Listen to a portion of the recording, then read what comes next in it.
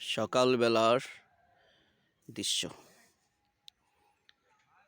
এই সুন্দর প্রাকৃতিক গাছগাছরা, শাকসবজি, বাগানে ফলমূল সব নিয়ে আমাদের গ্রামে বেঁচে থাকা মানুষ। একটা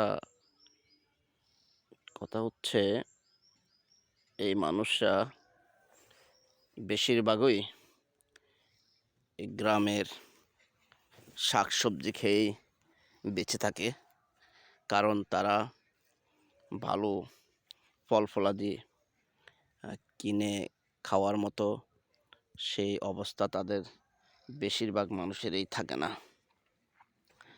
তারপরও তারা আল্লাহর শুকরিয়া আদায় করে তারা হালাল খাওয়ার চেষ্টা করে, মিলেমিশে থাকার চেষ্টা করে।